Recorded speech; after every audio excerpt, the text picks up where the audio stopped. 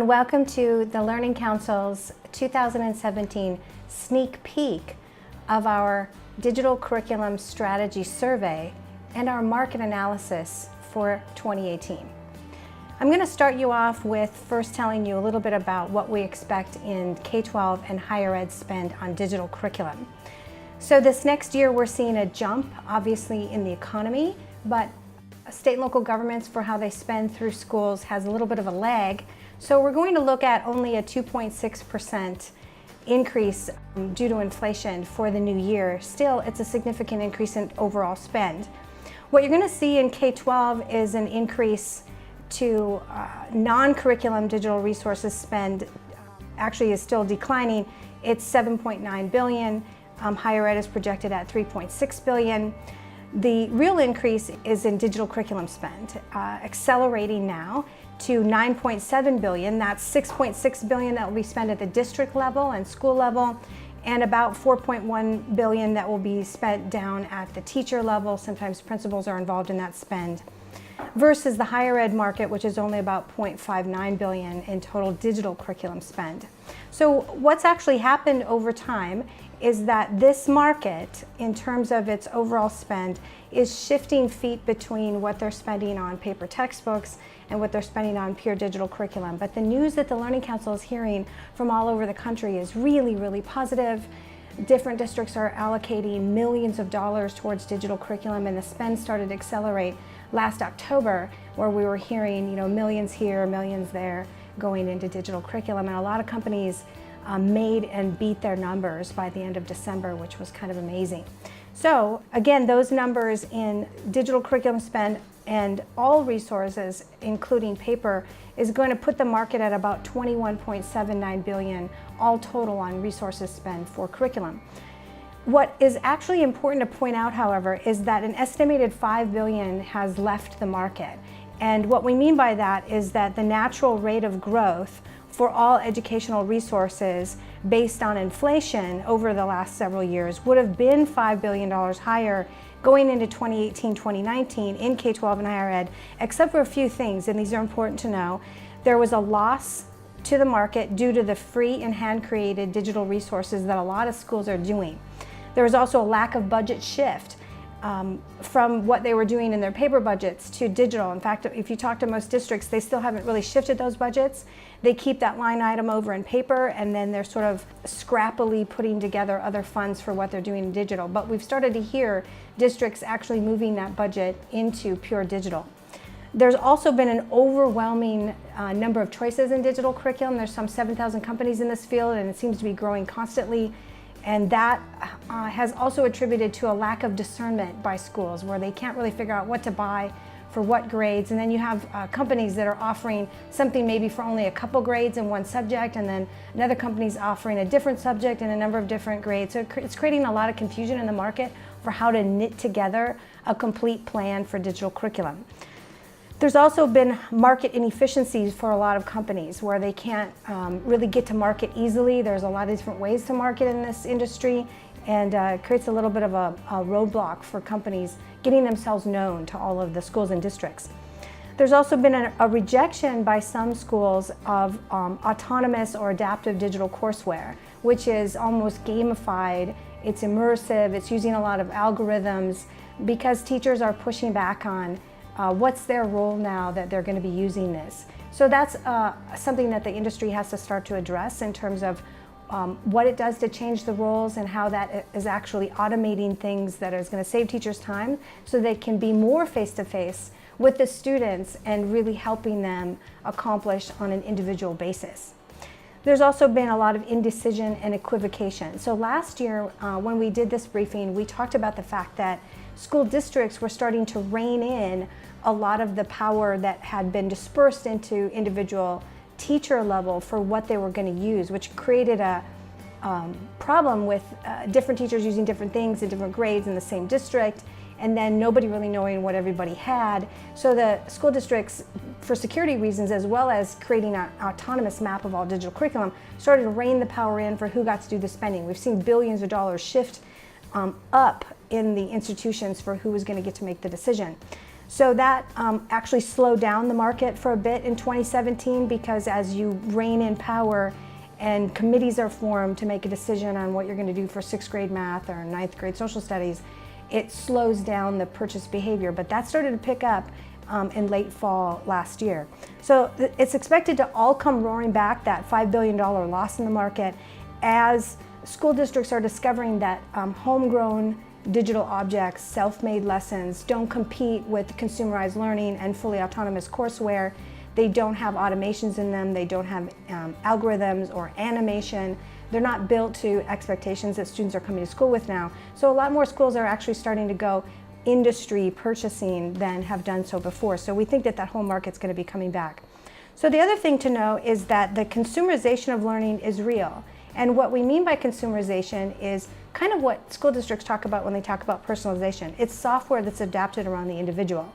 And some software that you can purchase today allows for teacher interjection and levering for what the student gets to do next. Some of it is straight on bought by consumers and actually teaches kids directly.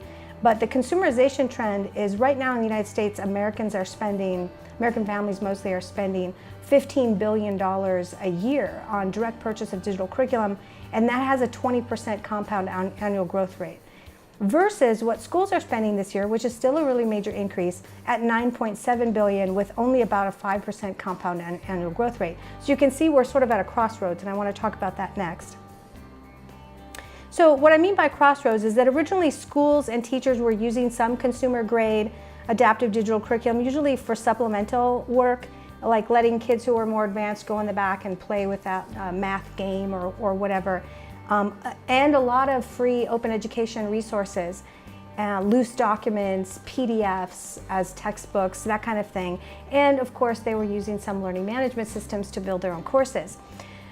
At the same time, the old guard publishers, the really large companies, have along this trail mostly gotten smaller. Plus, there arrived thousands of new companies with really great courseware and other objects that they were selling. And at the same time that all of this was happening, there were companies who were selling direct to the consumer. They're retailing directly online. They were also creating companies that provide teachers on tap over the internet, just like when you have a chat box window when you're purchasing on some of the retail sites online. And then we also had the growth of a company called Mathnasium, which now has over 750 stores nationally, that's selling the experience of quality math accomplishment. So that's creating sort of a retail-esque background to the consumer side of the market for learning. And it's also grown big business in consumer-grade courseware. So that means we're at this crossroads between what schools are doing and what people can buy directly for themselves. And we think that has deep meaning for schools to be in discussion about how they can compete with that. So in 2018, we're going to see the end of the K-12 bottleneck for digital curriculum. It's expected to be a turning point for all of the decisions and reorganizations for digital.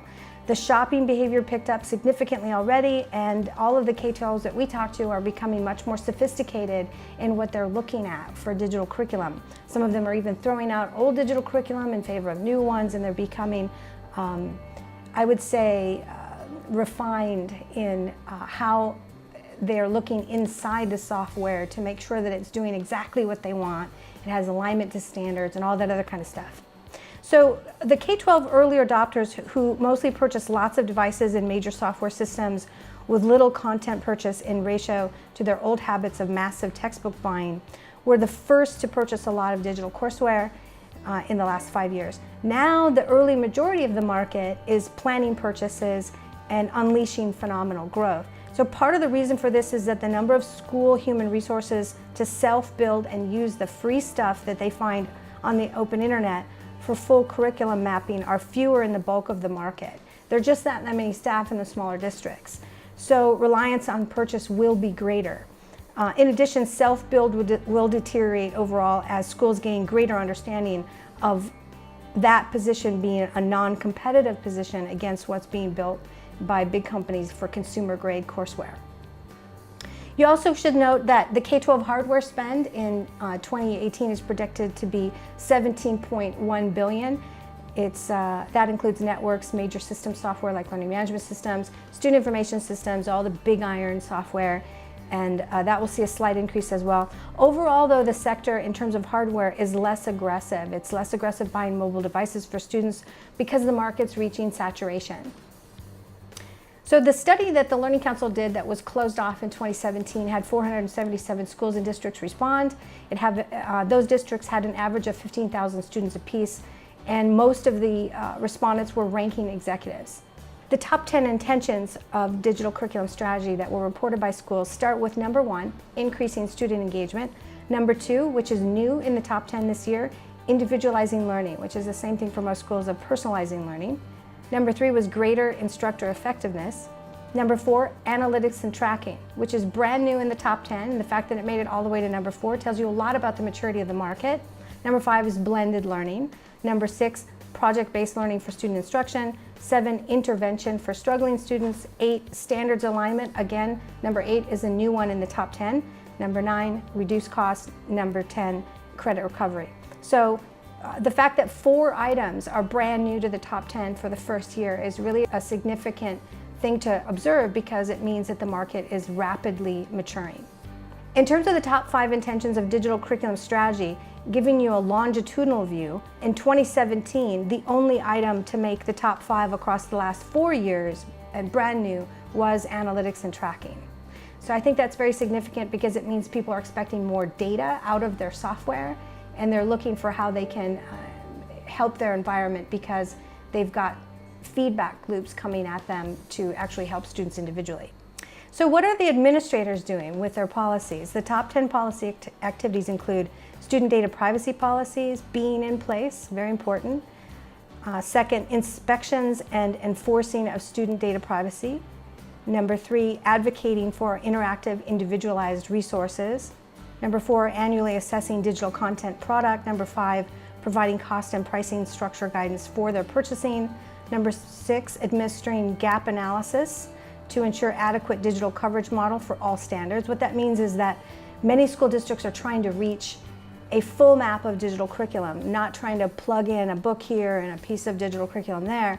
They're trying to make sure that they have a managed map across everything needed to teach a subject for every grade with digital. So number 7 is providing policy on inspecting any materials for instructional design flaws. That's a new one, and I think it's really important. Number 8 is providing central content curriculum subscription renewal and a reminder service. That hasn't existed before in this market. It's a pretty hard thing for school districts to do across hundreds of different subscriptions to make sure everything aligns and they renew them on time. It's becoming full-time work for people, so that's a pretty important one. Number 9 is providing guidance for percentage of digital content curriculum. That means the amount of time that it's being actually used in the course room or the classroom is really important to school districts. They don't really want to have parents coming in and saying, my kid's on the screen all day long, who's teaching them? So there's providing guidance to teachers about how much activity they need to actually balance the screen learning is really important to districts today. Number 10 is that the school district has a coordinated digital homework policy because they found that some teachers are sending home several hours of homework while other teachers are not coordinated with, and you end up with too many hours and not enough actual hours in the evening for students to complete their work. So the next thing that we looked at with this survey was what issues are preventing adoption of digital curriculum and content. And I'll just go over the top 5. Number 1, which is new to be number 1 this year, is digital curriculum training. And that's not normally something that you have school districts coordinating very well because you have different subject teachers and different products being used by different grades, so it's never really a very coordinated thing. But if you don't understand what's going on inside the software, you can't very well move it into core curriculum. So that's becoming very important, and what we're finding is that a lot of companies are getting pulled into doing that training themselves on site, and that's adding cost obviously to them. And so you're seeing that companies are starting to charge for that service of training people on how to use everything and how they actually build other activities around that software. Number 2 is the digital instructional design or curriculum design. So what's happening with schools is they really want teachers to understand digital instructional design as it differs from regular whole group instruction or small group instruction, and what that's going to mean for what they use when they're doing digital teaching. Number 3 is teacher willingness. Obviously this is a major thing for a lot of districts. Teachers' willingness to really use digital curriculum is something that they have to try to overcome. And so there's some new companies sailing into that breach to show how to do it. One of them is Zia Learning. Another one is Tonomi Corporation. And these companies are actually shedding light on what it means to take a step-by-step approach with teachers so that they can really involve themselves in using digital curriculum. Number 4 is inadequate budget to transition. Obviously, this is going to be a problem in a lot of districts. If they haven't shifted their budgets from paper, they don't see a way clear to how they're going to actually buy any digital curriculum. So that's one of the things that we're advocating when we're talking to schools, is that, you know, it's not that hard. You just move your budget from one thing to the next. You'd be really surprised how many people say to us, oh, we never thought of that. Number 5 is no equitable access from home for remote students, which is really a big concern because equity is a really big deal. So I won't go over the rest of them, but you can see them on the slide. The next thing we found is that 88% of the schools surveyed expect their digital curriculum spending to go up. That's a really big number. It's pretty exciting. It's up by 2% over last year. 0% of schools now cite they allow teachers to purchase without oversight. What this means is that the districts, again, are reining in all the power to the top to make sure that there's security in the software and that it meets their instructional guidance and all of that. 37% employ a mix of methods of teacher and administrative choice. So they do engage with the teachers about what they want, but they're not necessarily allowing teachers to buy willy-nilly. Also, very few schools are using all free. There's a significant growing number who are using mostly paid resources, and that's been shown in these numbers. The groups that say that 75% of what they use is free versus only 25% paid was down by 20%. 30% of the market using 50% free digital resources versus 50% paid is normal for most of the districts. What was significantly up is districts that are using 25% free versus 75% paid digital resources. That was up by 11%, which definitely shows you the direction of the market is towards more paid resources that are digital. The percent of teachers using predominantly digital curriculum resources in the classroom was dramatically up. So teachers that use it only 10% of less of the time was down by 30%. Teachers that use it 10 to 25% of the time was up by 25%. Teachers that use it 25 to 50% was up. Teachers that use it 50% of the time to 75% of the time was up. So you can definitely see a trend in what we found here. The use of digital curriculum content resources as a percentage of the school day is now at 50% are using digital more than 25% of the day. One of the things to be aware of is how much time is lost when teachers are having to hunt around for their own digital resources. The teacher online search for lesson materials is still pretty high, with 26% of teachers spending from 4 to more than 10 hours a week just searching around. That doesn't necessarily mean that they're doing web search with Google. It means that they're hunting around, sometimes even inside learning management systems that are overly nested with their navigation. So they have to go down through a navigational subject into another subject, down into another subject in order to find what they need. So the predominant operating systems in the market are really no surprise. The tablet market is largely Apple iOS, smartphones, Apple iOS for administrators, desktops for administrators, teachers, or students are mostly Microsoft Windows, laptops for administrators and teachers, Microsoft Windows, but when you get to the student level, it's Chrome, Chrome, Chrome. So Chrome has a huge portion of this market, probably will continue to be that way for some time. In terms of network infrastructure, to classify what we found from this study, we looked at classroom wireless networks still have an average of about 17% to go. That doesn't necessarily mean that they're built for really high volume. It just means that the coverage model is not quite 100%. The common area wireless has another 27% to go, and the mobile connectivity has another 70% to go. Single sign-on is the single biggest trend in this market. School districts are shopping for a single sign-on solution like we've never seen before. It's definitely something that will be a major topic throughout 2018. The top 5 systems cited by schools and districts was number 1, a student information system, number 2, a student grading system, number 3, a financial system, number 4, a human resource management system, and number 5, a parent communication system. What we found really interesting is that learning management systems didn't make the top 5.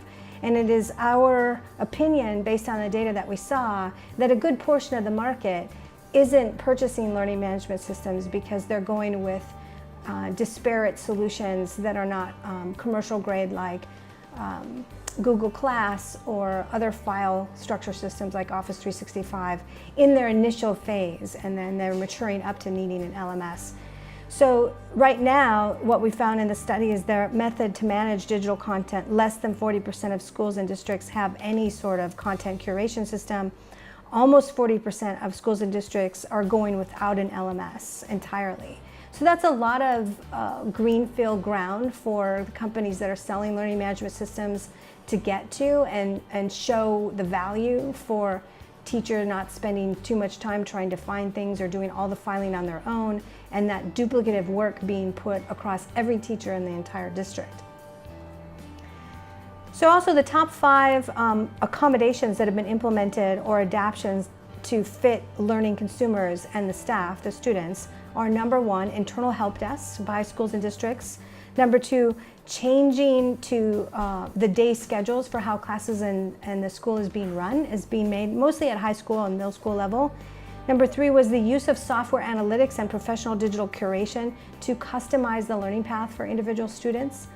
Number 4 was accommodations for homeschool students to use some functions like labs, sports, and arts and theater of that school without actually being part of most of the classes. Number 5 was office hours for teachers to work with their remote learners. So when we asked about which instructional models schools are still using, we were kind of surprised that that whole group still comes up so strongly. It's probably particularly strong in the bigger districts across the board. So we see that there's a lot of opportunity for change as the digital transition proceeds. The top 5 in terms of changed spaces to fit higher expectations of experiential learning are different when you go to elementary to middle or high school. So what I want to highlight with this slide is that some of the new things making it into this particular part of the survey are things like gardening spaces, things like robotics labs, movable furniture, graphic design labs. Those are the things that schools are doing in order to compete with fully consumerized learning.